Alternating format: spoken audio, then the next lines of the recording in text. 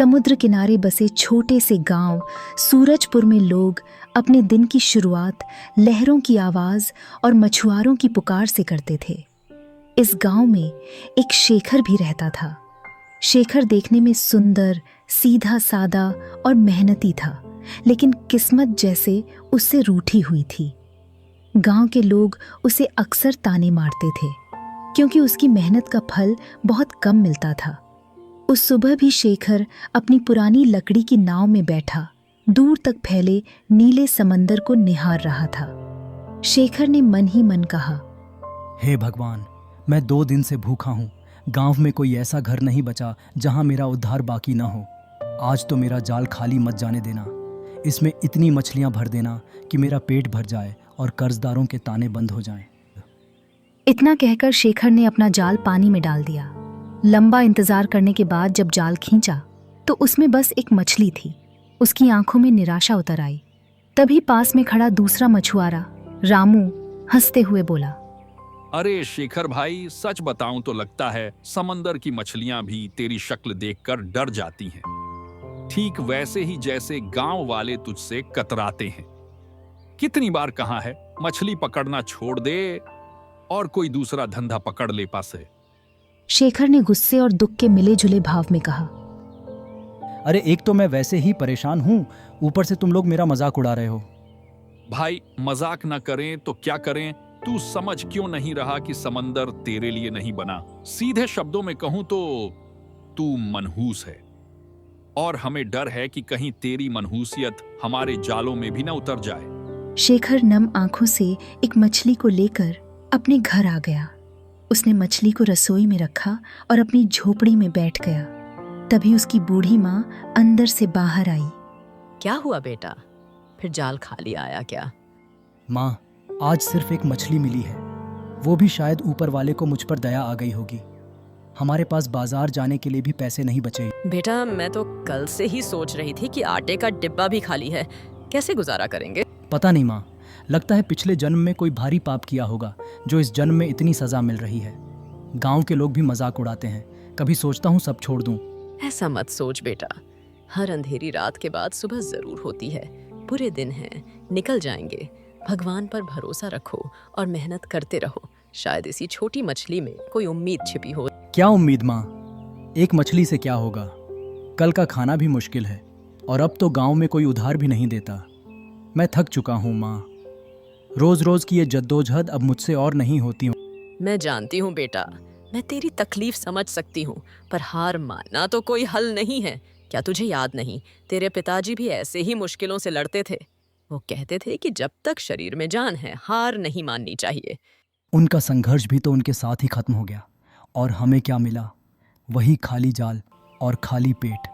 माँ, मेरी हिम्मत टूट चुकी है। हिम्मत टूटी नहीं है बेटा, बस थोड़ी कमजोर पड़ गई है। तू आज इस मछली को लेकर जा और गांव के उस बड़े साहूकार को दे आ। शायद वो इसकी अच्छी कीमत दे दे, और अगर वो पैसे दे तो सबसे पहले कुछ आटा और दाल खरीद लाना। साहूकार को? वो तो मुझे देखकर ही मुंह फेर लेता है।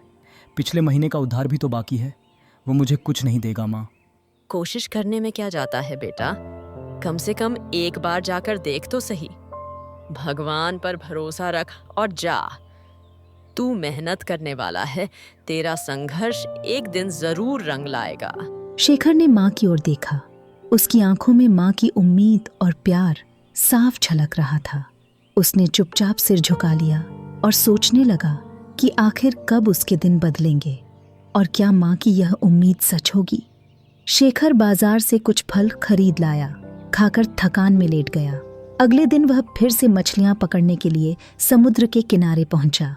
तभी वहां गांव का एक बुजुर्ग और दबंग किस्म का आदमी मोहन काका आ धमका।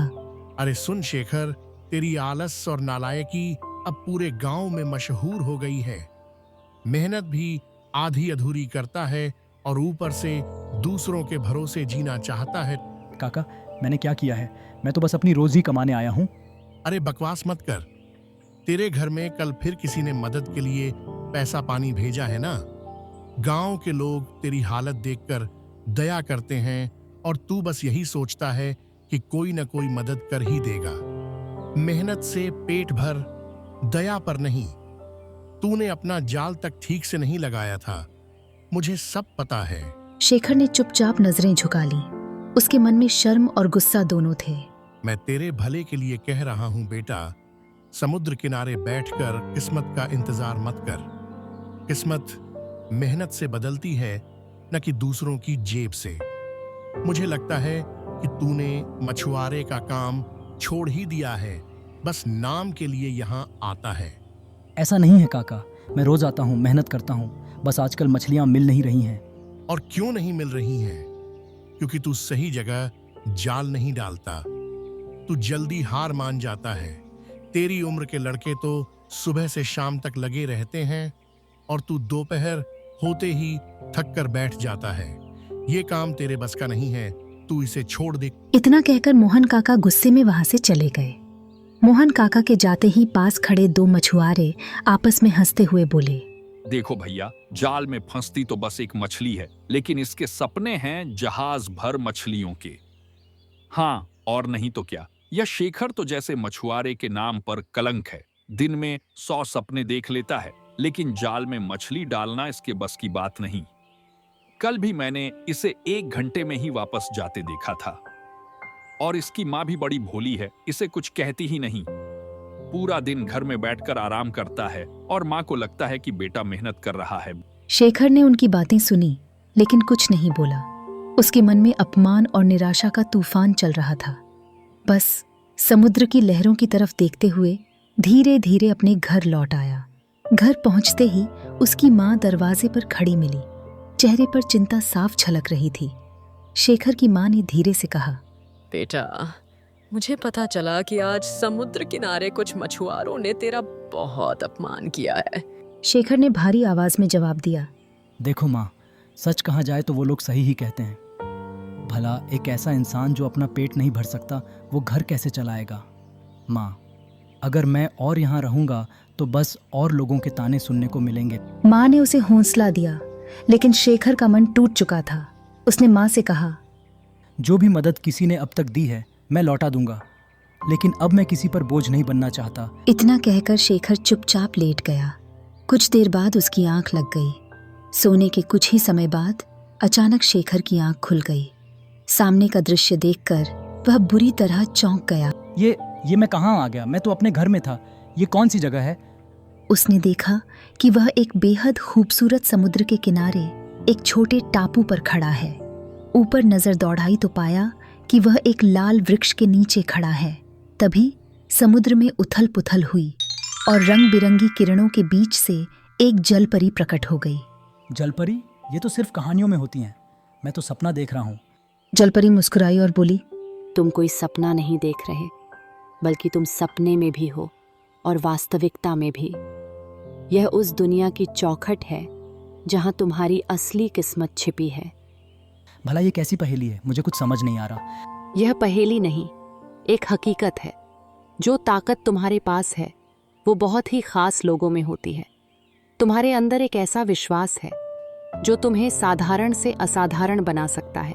और तुम्हें मेरा नाम कैसे पता? तुम मेरे बारे में इतना सब कैसे जानती हो? मुझे तुम्हारे बारे में सब पता है, क्योंकि तुम्हारा नाम इस दुनिया में खास है, लेकिन तुम्हें नहीं पता कि तुम कितने खास हो। अरे जाओ, गांव में सब मुझे मनहूस कहते हैं, बदकिस्मत कहते हैं, और तुम कहती हो मैं खास हूँ। मेरी बदकिस्मती की वजह से मेरी माँ भूखी सोती है। क्योंकि वे तुम्हारी सच्चाई नहीं जानते। वे सिर्फ तुम्हारी आज की हालत देखते हैं, तुम्हारे अंदर छिपी हुई शक्ति को नहीं। ये सच नहीं हो सकता। मैं सपना ही देख रहा हूँ। ये सब मेरी कल्पना है। सपना होता तो शायद इतना सच न लगता। वह अचानक गायब हो गई और कुछ देर बाद फिर प्रकट हुई। उसने अपना हाथ आगे बढ़ाया जिसमें चमचमाते मोती थे। इन्हें रख लो। बेच दोगे तो तुम्हारी गरीबी दूर हो जाएगी। और जल्द से जल्द मुझे ढूंढने का प्रयास करना। जब तक तुम मुझे नहीं ढूंढते, तुम्हारे सपने तुम्हें यहीं ले आते रहेंगे। अगले ही पल शेखर की आंख खुल गई। उसका शरीर पसीने से भीगा हुआ था। ये सच नहीं हो सकता। मैं सपना ही देख रहा हूँ। ये सब मेरी कल्पना है। उसने माथे का पसीना पोंछा। तभी उसके हाथ से मोती जमीन पर गिर पड़े। ये कैसे हो सकता है? अगर सपना था तो ये मोती यहाँ कैसे आए? उसने मोतियों को उठा लिया और गहरी सोच में डूब गया। उसे पूरी रात नींद नहीं आई। मैं शायद समझ नहीं पा रहा। अगले दिन शेखर राज्य में गया और उन मोतियों को बहुत अच्छे दामों में बेच आया। घर आकर उसने सबसे पहले अपना मनपसंद खाना बनाया और खाया। कुछ देर बाद वह फिर से नींद की आगोश में चला गया। शेखर की आंख फिर से उसी टापू पर, उसी लाल वृक्ष के नीचे खुली। अगले ही पल जलपरी फिर से उसके सामने खड़ी थी।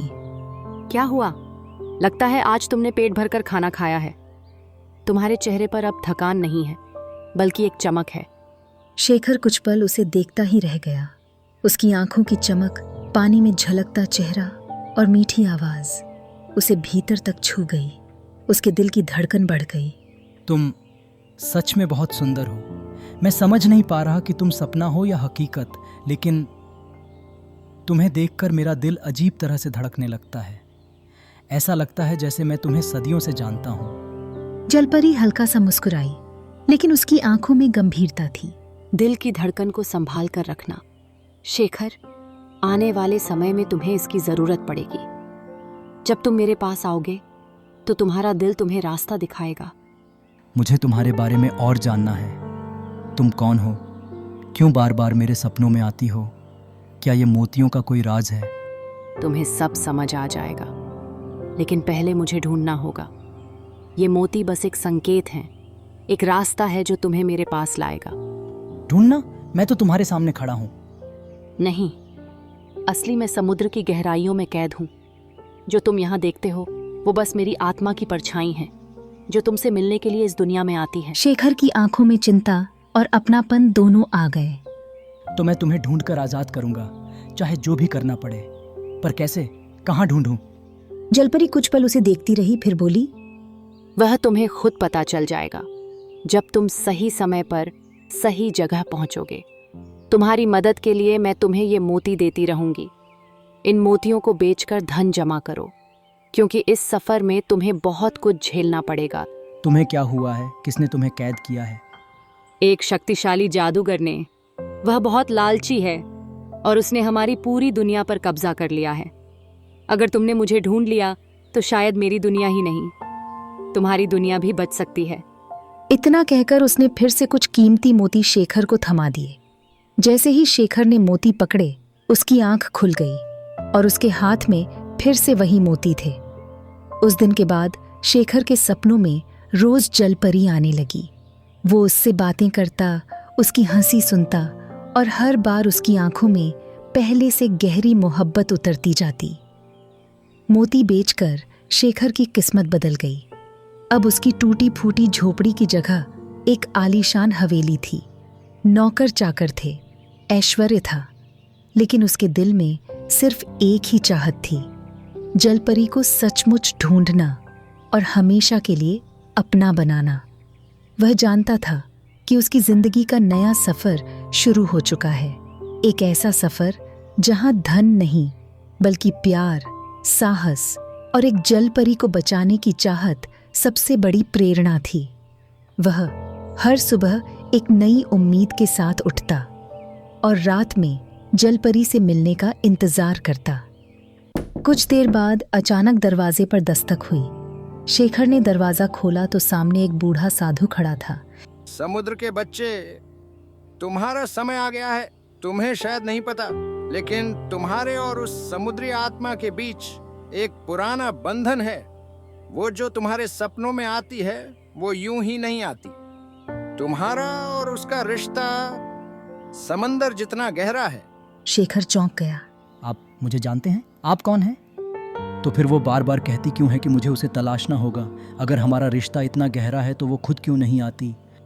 क्योंकि अगर तुमने उसे ढूंढा नहीं तो आने वाले दिनों में सूखा, भूख और मौत इस धरती को निगल जाएंगे।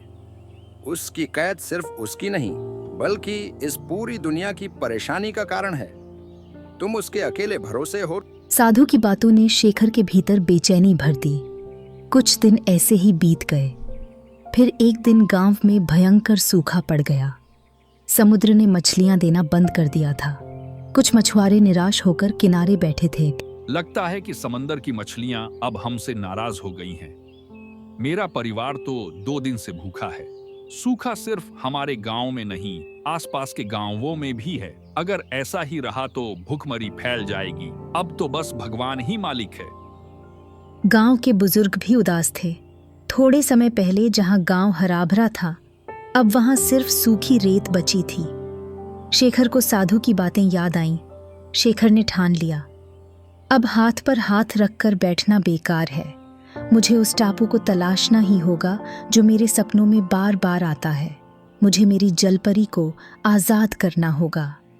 वह अपनी नाव लेकर अकेले समुद्र की ओर बढ़ चला।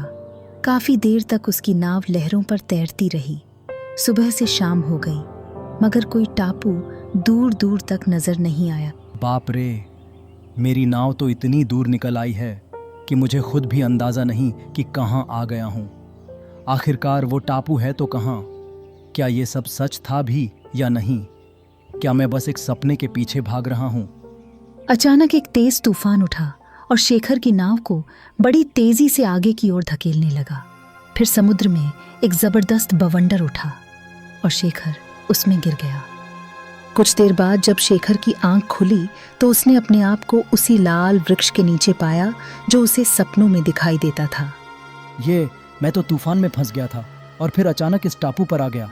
जो भी हो, मुझे जलपरी को ढूंढना होगा। वो इधर उधर घूमने लगा, मगर जलपरी कहीं नजर नहीं आई। थक हार कर समंदर के किनारे खड़ा होकर जोर से पुकारने लगा, जलपरी, ओ जलपरी, मैं यहाँ आ गया हूँ, लेकिन तुम कहाँ हो? उसकी आवाज सिर्फ लहरों से टकराकर लौट आई। तभी पीछे से सरसराहट हुई। शेखर ने मुड़कर देखा। एक सफेद चमकीली आंखों वाला खरगोश उसे घूर रहा था। खरगोश धीरे धीरे कूदता हुआ उसके पास आया और एकदम इंसानी आवाज में बोला, तो तुम आ ही गए। मैं कब से तुम्हारा इंतजार कर रहा था। लगता है तुम सपनों की सीमा पार करके यहाँ तक पहुँच ही गए। तुम खरगोश हो, लेकिन इंसानों की तरह बात कैसे कर सकते हो? और ये जगह आखिर है कौन सी? डरने की जरूरत नहीं। तुम उस जलपरी से मिलने आए हो ना, जो तुम्हें अक्सर सपनों और हकीकत के बीच दिखती है। चलो, मैं तुम्हें उसका रास्ता दिखाता हूँ। वो आगे आगे कूदता चला और शेखर उसके पीछे पीछे। थोड़ी देर में वे एक पुराने खंडहर में पहुंचे। अंदर जलपरी की एक विशाल पत्थर की प्रतिमा खड़ी थी। ये वही जलपरी है जो तुम्हारे सपनों में आती है, लेकिन ये पत्थर बनी हुई है। इसे असली रूप में लौटाना जरूरी है, वरना तुम्हारी दुनिया में फैली तबाही कभी नहीं रुकेगी। लेकिन मैं इसे असली रूप में कैसे ला सकता हूँ? यहाँ से कुछ दूर एक गुफा है जिसमें एक चमकता हुआ मोती रखा है। यह समुद्र का हृदय कहलाता है। इस मोती में जलपरी की असली शक्ति कैद है। लेकिन ध्यान रहे, उस गुफा का रक्षक तुम्हारी परीक्षा लेगा। अगर तुम असफल हुए तो हमेशा के लिए इस टापू में कैद हो जाओगे। तो मुझे वहां ले चलो। अगर अपने संसार को बचाने के लिए जान भी देनी पड़ी तो मैं तैयार हूँ। खरगोश बिना कुछ बोले आगे कूद गया और शेखर उसका पीछा करते हुए उस रहस्यमयी गुफा की ओर बढ़ चला। गुफा के अंदर कदम रखते ही शेखर ने महसूस किया कि यहाँ की हवा भारी और ठंडी है। अचानक गुफा के भीतर गूंजती हुई एक गहरी आवाज आई, जो इस मोती को पाना चाहता है उसे 3 परीक्षाओं से गुजरना होगा। हर परीक्षा समुद्र के रहस्य से जुड़ी है। अगर सफल ना हुए तो तुम एक जादुई पत्थर के खरगोश में बदल जाओगे, जो हमेशा इस गुफा की पहरेदारी करेगा। पूछो, वो क्या है जो समुद्र में पैदा होती है पर कभी भी पानी से भीगती नहीं है? उसके दिमाग में शंख, मोती, मछलियां, सबके चित्र घूमने लगे, लेकिन हर चीज तो पानी से भीगती है। उसने गहरी सांस ली और खुद से कहा, अगर ये पहेली है तो जवाब सीधा नहीं होगा। कुछ क्षण बाद उसकी आंखें चमक उठीं। परछाई समुद्र में पैदा होती है पर पानी छूते ही गायब हो जाती है, इसलिए कभी भीगती नहीं। गुफा में एक हल्की गूंज फैली, जैसे किसी ने मुस्कुराकर सिर हिलाया हो। सही। अब साबित करो कि तुम्हारा दिल लोभ से नहीं बल्कि सच्चे उद्देश्य से धड़कता है। अगर तुम मोती चाहते हो तो ये ले लो, लेकिन याद रखना, इसके साथ तुम असीमित दौलत पा सकते हो, या ये इसे किसी जरूरतमंद के लिए छोड़ सकते हो। शेखर ने मोती की चमक को देखा। उसे अपने भूखे पेट, कर्जदारों के ताने और अकेली जिंदगी का ख्याल आया। लेकिन फिर उसकी आंखों में अपने गांव के बच्चों के भूखे चेहरे घूम गए। उसने मोती को हाथ में लिया और बोला, मुझे दौलत नहीं चाहिए, मुझे बस इतना चाहिए कि मेरा गांव फिर से खुशहाल हो जाए। तुमने सच्चा उत्तर दिया। अब ये मोती तुम्हारा है और तुम्हारे गांव का भी। चलो अब जल्दी चलो। तुम्हें यह मोती उस जादुई पानी में डालना है जिसमें पत्थर बनी जलपरी खड़ी है, तभी वो अपने असली रूप में आ पाएंगी। चलो। उसने मोती को हाथ में लिया, जलपरी की ओर चल पड़ा। वहां पहुंचकर उसने मोती को पानी में डाल दिया। अगले ही पल वो मूर्ति रंग बिरंगी किरणों से जीवित होकर एक सुंदर स्त्री में बदल तो गई। आखिरकार तुमने मुझे ढूंढ ही लिया। तुम इंसान हो या कोई स्वप्न? मैं जलपरी हूँ और अब तुम्हारी जिंदगी का हिस्सा भी। तभी पास में कैद खरगोश बोल उठा। अब मुझे भी मुक्त करो। जलपरी ने अपनी हथेली आगे बढ़ाई, उससे एक रंग बिरंगी किरण निकली और वह खरगोश एक साधु में बदल गया। युवक, इसने तुम्हारे लिए अपनी जान दांव पर लगाई थी। वर्षों पहले एक जादूगरनी ने इसे पत्थर में बदल दिया और मुझे खरगोश बना दिया। तुमने मेरे लिए ऐसा क्यों किया? क्योंकि मैं तुम्हें अपना मान चुकी थी, भले ही तुम मुझे कभी देख नहीं पाए थे। तो चलो अब इस जादूगरनी का अंत करते हैं। जलपरी ने शेखर और साधु का हाथ थामा। अचानक रंग बिरंगी किरणें चारों ओर फैल गईं। अगले ही पल वे तीनों राजमहल में पहुंचे। वहां एक जादूगरनी बैठी थी। ये कैसे मुमकिन है? तू तो वही जलपरी है जिसे मैंने पत्थर में बदल दिया था। साधु ने मंत्र पढ़ना शुरू किया। जादूगरनी चीखते हुए राख में बदल गई। सब शांत होते ही जलपरी शेखर के करीब आई। अब मैं तुम्हारे साथ रहना चाहती हूँ, अगर तुम चाहो तो। मेरा घर, मेरा दिल, दोनों तुम्हारे लिए ही हैं। रंग बिरंगी लहरों के बीच दोनों गांव लौट आए। गांव वालों ने आश्चर्य और खुशी से उनका स्वागत किया। कुछ ही दिनों में पूरे गांव की मौजूदगी में शेखर और जलपरी का विवाह हुआ। समुद्र की लहरें भी उस दिन जैसे आशीर्वाद देने आई हों। समंदर की गहराइयों से शुरू हुई ये मुलाकात अब जिंदगी भर का साथ बन गई। लहरों ने गवाह बनकर दो दिलों के मिलन का आशीर्वाद दे दिया।